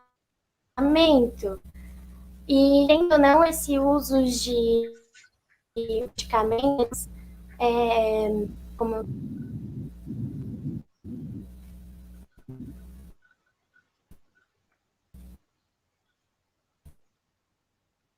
Travou o áudio, né? Travou o áudio aqui. O meu ponto de vista, eu acho que quando você é orientado por um profissional e efetuado um tratamento e seguido ele certo, Estão me conseguindo ouvir agora? O meu ponto de vista é que realmente funciona assim. Sendo mesmo que prejudique de algum modo, mas quando algo é recomendado por um profissional, feito um tratamento certo, acho que acaba atingindo o que a gente quer, né? Caso, não sei se é isso que ele quis dizer, como tentativa de curar, que consegue. Eu acho que é nessa linha, né? O uso com acompanhamento médico, né? É diferente daquele do uso sem o acompanhamento médico, né? Que daí você pode passar a ter problemas, é o que a Ana coloca aqui, né? Que o uso de medicamento será devido e legal com a prescrição médica, caso contrário, então, não, né? Ok. Isso aí. Mais um questionamento aqui. Em que medida, do professor Emerson, em que medida vocês percebem que os ritos familiares, né, podem favorecer o uso do álcool, por exemplo? Como que a família pode influenciar nisso? De inúmeras maneiras, inúmeras. Tantas vezes que, digamos, um aniversário aqui em casa, todo mundo vai estar bebendo, todo mundo vai estar bebendo. Então, os adolescentes, as crianças, elas crescem vendo isso, sabe? E muitas vezes os mais velhos, eles nem dão tanta atenção, sabe? Ó, a criança pediu um gole da cerveja. Não, eu vou dar, só para não ficar indo né? Mas isso pode acabar afetando a criança ou adolescente futuramente. Isso tem muito a ver com a tradição cultural, né? Como a maioria vamos dizer, poloneses, alemães antigos, tomar cerveja, beber vodka, sabe? Tem muito a ver com a cultura das pessoas. Eu acho que é presente, assim, na família. Exatamente. Ok, então, assunto importante aí trazido à tona, né? Alguém até usou o termo, né, que é um assunto delicado para ser trabalhado muitas vezes, mas independente de ser um tabu, né, que também foi usado, independente de ser delicado ou ser um tabu, ele precisa urgentemente ser trabalhado, e especialmente entre os jovens, né? Então, aí um trabalho de extrema importância, espero que continue, que consigam avançar aí no trabalho assim que as atividades retornarem. Não sei, gostariam de fazer alguma consideração, né? O professor Ricardo, de repente, gostaria de fazer uma contribuição nesse momento? Estava aí quietinho até agora, né? Os meninos tudo falante, isso é ótimo. Não, só antes de devolver para eles fazerem as considerações dele, eu queria só confirmar a coragem dos três, porque quando eles apresentaram o tema, eles foram estigmatizados, tanto por colegas educadores, como por próprios colegas. Ah, vocês vão falar de droga, só querem falar de droga, só querem saber de droga. Então, eu quero dar uma nota positiva pela escolha deles e pela capacidade de se manter na pesquisa, sabendo que tinham que problematizar o problema para ele deixar de ser um tabu, como a Helena apresentou. E aí apresentar esse resultado parcial que tem agora, colocando os pontos positivos, os pontos negativos, as lícitas, as ilícitas, para que a gente possa fazer reflexão. Então, cumpriram perfeitamente o objetivo do trabalho. Parabéns para eles e parabéns para quem conseguiu pensar um pouco fora da caixa o tema que eles escolheram. Parabéns, professor, também pela sua orientação ao grupo, né? E realmente eu acho importante que esse tema seja levado ao cotidiano desses jovens, né? Então, mostrar de forma simples mesmo, clara, os problemas, né? E o que leva a isso. Eu acho que isso é extremamente importante. Então, entender o problema para ele deixar de ser um tabu, que nem o termo que o grupo utilizou, tá? Não sei, gostariam de fazer uma consideração, vocês três aí, que trabalharam em parceria, né, nesse período? Fiquem à vontade. Só quero agradecer a nossa parceria ali do grupo, o professor Ricardo, muito gente boa, e também por todos os integrantes terem ajudado, por causa que nessa quarentena foi um pouco difícil, porque nós três moramos longe uns dos outros, mas no final deu tudo certo. Exatamente. Eu também vou agradecer ao professor Ricardo Velho por estar sempre presente para tirar nossas dúvidas, por nos auxiliar, por dar a sua opinião, sobre instigar a gente, perguntar se estava tudo bem. Mesmo durante a pandemia, ele também sempre esteve assim preocupado de como a gente ia estar, e ele foi assim essencial para o resultado que a gente teve. Eu agradeço assim de coração. Exatamente, o professor Ricardo foi uma peça essencial nesse trabalho, por causa que a gente tem um grupo, né, do trabalho no WhatsApp, que é eu, a Helena, o Vinícius e o professor Ricardo, e lá a gente sempre nem só troca as mensagens sobre o trabalho, sabe? Rola aquela conversa entre amigos, realmente, sabe? Que deixa, pelo assunto ser um assunto assim mais delicado, esse tipo de interação entre o orientador e os alunos deixa a gente mais confortável até, né, para falar sobre tudo, e é isso. Ok, então, mais uma vez aí, parabéns ao grupo, parabéns pela escolha do tema, né, e nos vemos aí em breve, ok? Abraço para todos, fiquem bem. Tchau, gente. Um abraço. Tchau, tchau.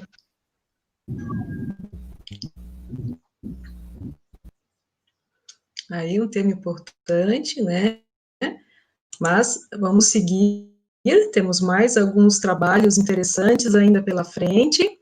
O próximo agora é o preconceito e intolerância religiosa no IFC, aí de autoria da Lorraine, acho que é assim que fala, né, e do Ismael, que são do técnico em agroecologia, também orientados pelo professor Ricardo Scopel Velho. Muito bem, então agora mais um trabalho de orientação do professor Ricardo, vamos só aguardar a apresentação do vídeo do grupo.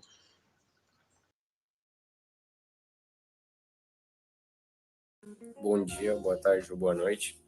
Me chamo Ismael Raiber, sou aluno do Instituto Federal Catarinense, campus de Rio do Sul, do curso técnico em agroecologia, e vim aqui hoje falar sobre o meu projeto, o PRIFC, que é sobre preconceito religioso no Instituto Federal Catarinense, campus Rio do Sul, junto com a minha parceira de trabalho, Lohane Chonaldi de Souza, e como orientador, Ricardo Velho. O que nos levou a chegar até esse projeto é sobre a sociedade que tem sido leiga em relação às consequências que esse ato de preconceito e intolerância religiosa podem gerar na vida das pessoas, né? E a intenção deste é revelar o quão preconceituosas as pessoas são, sem nem ao menos perceberem que estão sendo, né? E já que muitas pessoas condenam, pessoas esculacham, fazem bullying, né? Pois elas são, às vezes, só pelo fato dela escolher uma religião diferente da pessoa praticante, né? O que não é algo legal, né? E o que a gente reparou nisso através da UniF, que era muito presente, por conta também de ter uma grande variedade de religiões, só observarmos, né? Mas não tínhamos certeza, pois ainda não havíamos coletado dados, né? E a importância do nosso projeto é atualizar as pessoas sobre o quão presente é o preconceito lá no IFC, né? E sem nem percebemos, né? Conscientizar e mostrar a realidade que vivemos, né? Através dos dados e coisas assim que vamos apresentar mais para frente aí. E alertar sobre as consequências, né? Que pode causar depressão em várias pessoas, talvez até chegarem ao suicídio, né? Mostrar a cada um quanto somos sem nem percebemos, né?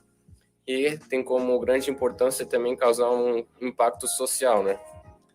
E tem como objetivo coletar dados, né, a partir dos alunos e professores, né, para mostrar para as pessoas, conscientizar, né, principalmente, e criar uma campanha para mostrar aos alunos e professores o quão presente é o preconceito lá na nossa escola, né. E principalmente temos como objetivo grande que é promover o respeito entre todos, para que todos fiquem bem, né, e que haja uma maior harmonia na nossa escola, né, e que isso não se torne presente, que pessoas não se machucam a partir disso, né. E o projeto não vai resolver ou acabar com o preconceito, mas sim conscientizar e mostrar o quão preconceituosas são as pessoas. Bom, e é isso, agora vocês vão ficar com a Lohane. Como metodologia, a gente resolveu realizar entrevistas com alunos e professores do Instituto Federal Catarinense no campus Rio do Sul. Essas entrevistas, então, seriam gravadas e posteriormente divulgadas no nosso site.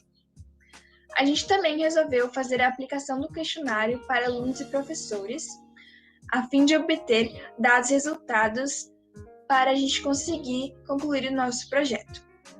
Para o questionário, a gente utilizou a ferramenta Google Forms. A gente também pensou em fazer um site de divulgação do projeto, onde a gente estaria divulgando as entrevistas, o questionário com os dados e resultados, o teste social, o podcast, entre outras informações. Para realizar o site, a gente iria utilizar a plataforma Google Sites. A gente pensou em realizar um teste social que iria mostrar o resultado em porcentagens do quão preconceituosas as pessoas são, sem ao menos perceberem. As perguntas que iriam ser utilizadas seriam como se fossem pegadinhas, para que a gente conseguisse realmente resultados e respostas verdadeiras, o que a pessoa realmente iria responder. Para realizar, então, esse teste social, a gente iria utilizar o editor Sublime, o HTML, que é uma linguagem de marcação, o CSS, que é uma linguagem de estilização, e o JavaScript, que é uma linguagem de programação. E por fim, a gente teria o nosso podcast, que é o diferencial do nosso projeto, onde cada episódio teria debates entre professores, alunos, profissionais, cada um com uma religião diferente, claro, para a gente conseguir visões diferentes uma das outras. E claro, não teriam só debates, teriam também alguns outros assuntos que a gente ainda não pensou, mas a gente pretende fazer. E para a divulgação deste podcast, a gente iria utilizar o Google Podcasts. A gente não pode realizar alguns dos nossos objetivos por conta da pandemia, já que o nosso projeto é um projeto social e a gente precisa dessa interação social e pessoal para que a gente consiga finalizar o nosso projeto e realizar os nossos objetivos e metas. A gente apenas conseguiu realizar o questionário por enquanto. Com o questionário, nós tivemos as seguintes perguntas e as seguintes respostas. O que você entende sobre preconceito? A maioria das pessoas responderam incorretamente. Em relação ao preconceito religioso no ambiente escolar, a maioria das pessoas responderam que existe, porém é ignorado. Se você está diante de um cenário de preconceito ou intolerância religiosa, o que você faz? A maioria das pessoas responderam que interferem. Você acha que existe preconceito religioso na instituição? A maioria das pessoas responderam que acham que talvez exista esse preconceito. Você já presenciou um ato de preconceito religioso? A maioria das pessoas responderam que não. Você se incomoda com alguma religião? A maioria das pessoas responderam que não. O quão frequente você acha que o preconceito religioso é em sua instituição? A maioria das pessoas responderam que pouco. Então é isso nosso projeto. A gente fica ansioso por a gente não ter conseguido finalizar ele, por conta de tudo o que está acontecendo no mundo. A gente pretende finalizar e atingir nossos objetivos que ficaram para trás. Eu espero que vocês tenham gostado do nosso projeto e eu agradeço a atenção de vocês. Até mais!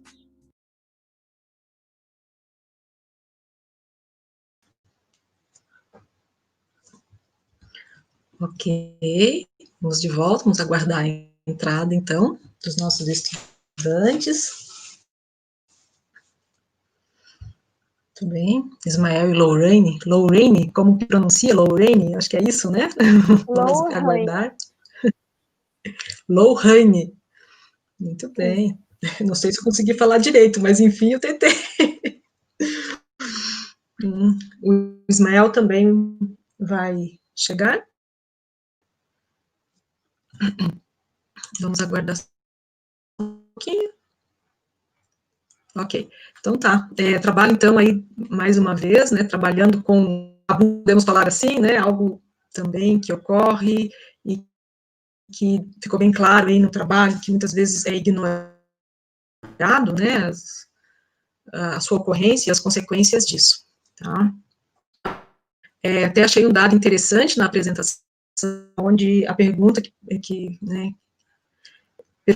perguntando se alguém já havia presenciado um ato aí de preconceito religioso, então a maioria respondeu não, né? Só que essa maioria é pouca coisa superior aos que sim, aqui responderam sim, né? Então é quase a metade.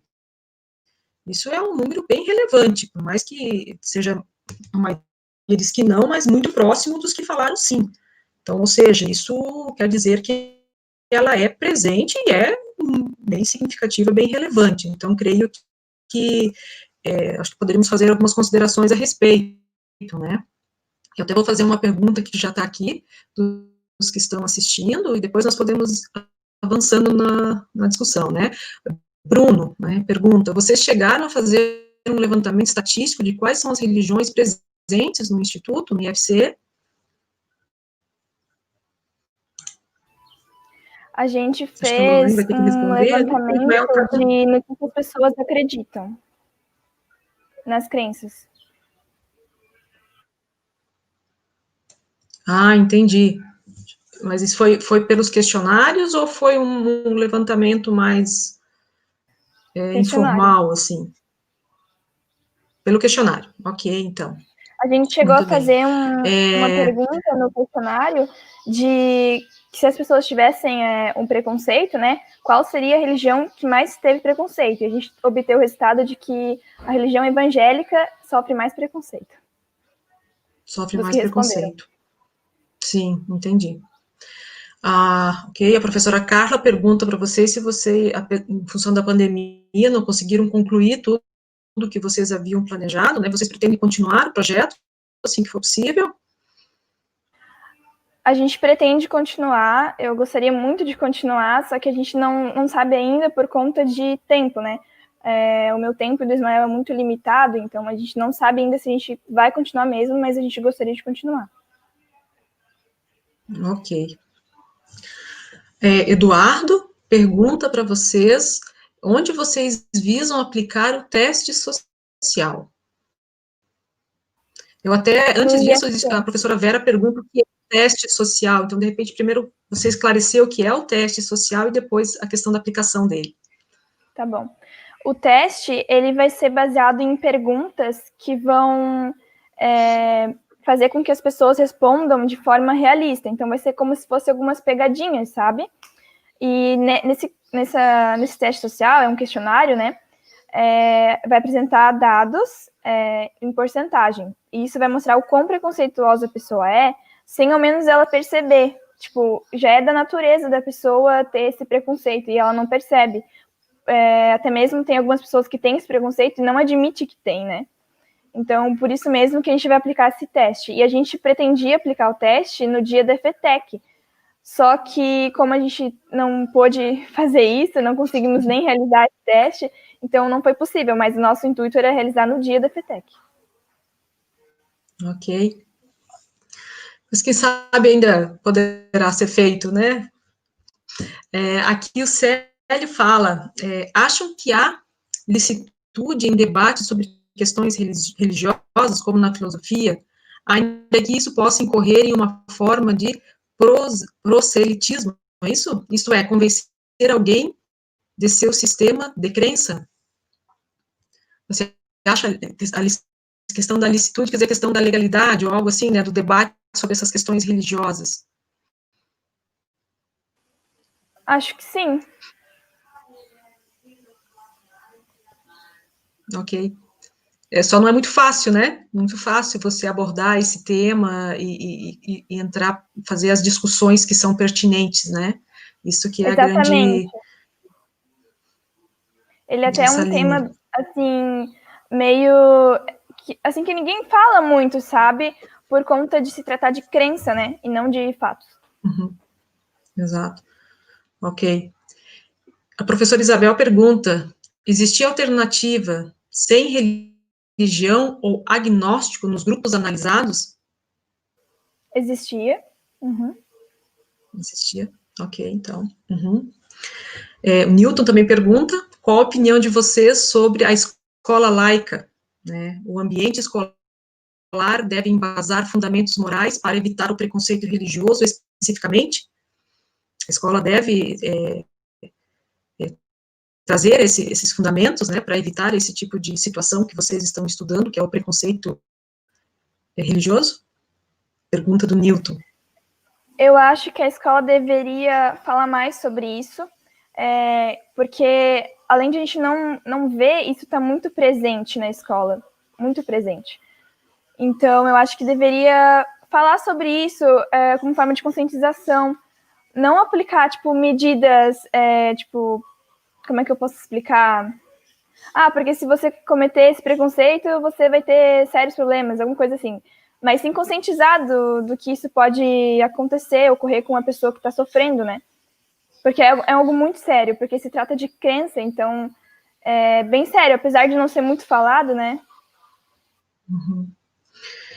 Na tua opinião, isso é muito recorrente no Instituto? Você percebe isso no seu dia a dia, de convívio com os colegas? É mais uma curiosidade, né? A tua percepção nesse sentido, no dia a dia. Eu percebo algumas vezes indiretamente, tanto na sala de aula ou até mesmo fora, as pessoas têm o costume de apresentar indiretas, né? E não diretamente e cometer esse ato, mas sim indiretamente. Então, é bem presente. Eu percebo bastante isso. Uhum. E ela traz consequências? Na sua opinião, você percebe que ela traz consequências? Uhum. Ok, então. Não sei, o professor Ricardo gostaria de contribuir aí na discussão da Lorraine? Fique à vontade. Enquanto as pessoas vão Claro, o Ismael acabou caindo aqui, né, nos nossos problemas virtuais, né? Não tem jeito. Mas, isso acontece e a gente entende, né?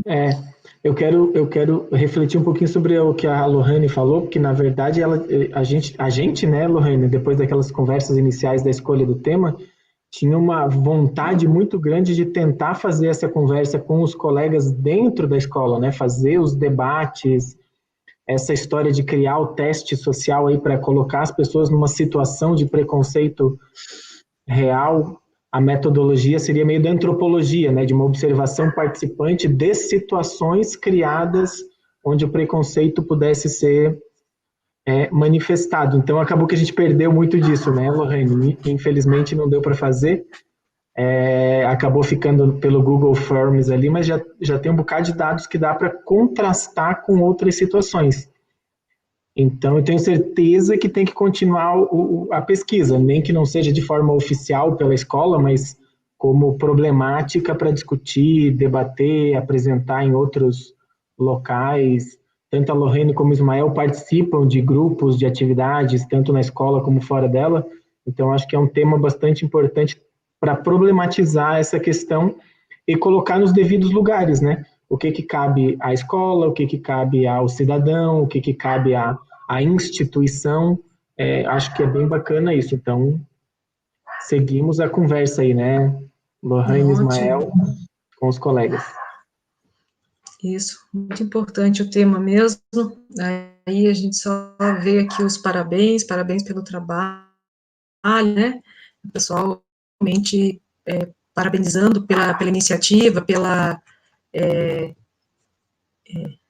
ter tido essa iniciativa, até a palavra é essa, né? Essa iniciativa que tiveram em estudar esse assunto que traz aí desconforto das pessoas para discutirem, né? Então, o direito de cada um ter suas crenças, isso é claro, mas você não pode ter, então, o direito aí de querer que forçar todos terem as suas crenças. Isso precisa ser respeitado, né? Isso precisa ser entendido, compreendido. Esse tipo de coisas, esses preconceitos não ocorrem, não causem esses efeitos nocivos ao ser humano, né? Problemas de saúde, de autoestima e de inserção social, várias coisas aí que podem ser decorrentes, né? Então, tá todo mundo parabenizando aqui, né? Vários parabéns aos autores, né? Então, se não havendo mais aí questionamentos, deixo aí aberto para fazer as considerações finais, Alonei, se quiser, né? Muito bacana. Quer falar alguma Eu queria coisa? agradecer seu nome, Ismael, né? Que não está conseguindo acessar, mas... Eu queria agradecer ao professor Ricardo, que foi nosso orientador, que ele nos ajudou bastante a nos dar uma direção, né?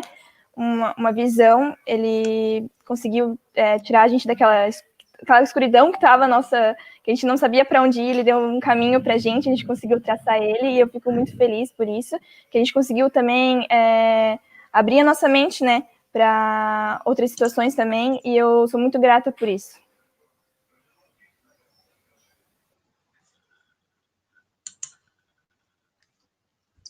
Ok, então.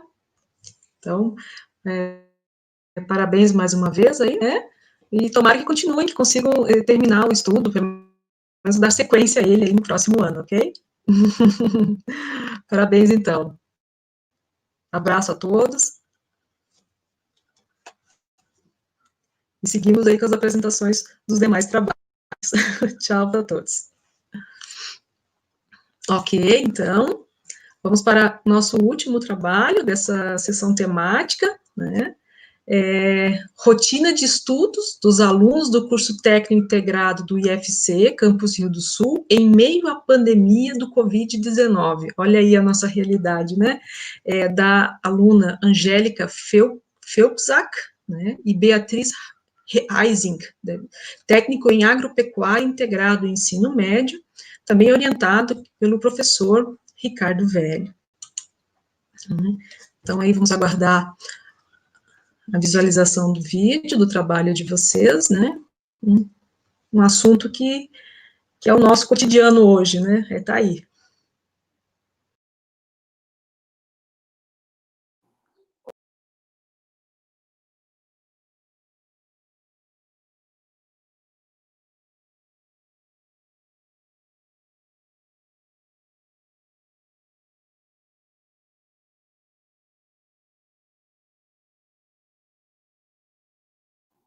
Olá, me chamo Angélica Felpzak.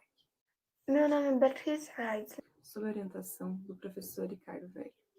Eu e a Beatriz estamos cursando o curso técnico em agropecuária integrado ao ensino médio no Instituto Federal Catarinense, Campus Rio do Sul. O tema do nosso projeto é a rotina de estudos dos alunos do IFC Campus Rio do Sul em meio à pandemia do Covid-19. Esse estudo tem como objetivo conhecer a rotina de estudos dos estudantes do IFC Campus Rio do Sul em meio à pandemia do Covid-19. Buscar entender o porquê dos estudantes deixarem de lado as atividades de ensino remotas. Esse trabalho tenta mostrar para os estudantes do IFC que as atividades de ensino remotas é uma opção de ensino e que, através delas, poderemos ter acesso à educação em meio a uma situação difícil em que nos encontramos. Que os alunos, atuais e futuros, tenham um melhor rendimento e que encontrem em um contexto mais sólido e produtivo, independente se estejam em uma pandemia ou não. Para que o IFC tenha mais e melhores alunos, com objetivo fixo e claro sobre seus estudos, seus objetivos e, independente se as atividades sejam presenciais ou remotas, consigam um bom rendimento escolar. Influenciar os estudantes a uma visão mais ampla sobre a sua vida acadêmica, tentando influenciá-los a entender e perceber a necessidade de sua permanência na escola, mesmo estando em um momento difícil. A pandemia causada pelo coronavírus não estava na agenda de nenhum dos estudantes e nem dos professores do IFC. Portanto, os estudantes e professores estão adaptando-se a essa nova realidade, que são as atividades de ensino remotas. Porém, alguns dos estudantes não estão percebendo a importância dessa fase difícil e não estão realizando as atividades de ensino remotas como deveriam. Alguns alunos simplesmente não estão se importando com o seu futuro acadêmico. Diante desse problema, vamos tentar compreender a realidade de cada um dos estudantes, tentando auxiliá-los na sua rotina, que os estudantes sigam-a para ter um desempenho no estudo, nas AER principalmente. No caso dos alunos que não tiverem uma rotina, esse trabalho pode servir como auxílio aos alunos interessados a melhorar suas expectativas em relação ao estudo. Tentaremos entender como e quais as maneiras que os alunos administram o seu tempo para conseguir estudar, praticar esportes, ter relações afetivas e as suas demais atividades, em que os estudantes do IFC estão participando em suas casas. Vou explicar a metodologia. Então, após o primeiro mês de pandemia, observamos que o comportamento aplicar um questionário feito no Google Formulário para aplicar com questões objetivas para os alunos. No questionário, tentamos entender como está sendo para os alunos estarem estudando em sua residência e saber quais fatores estão influenciando positivamente ou negativamente os alunos do Instituto Federal Catarinense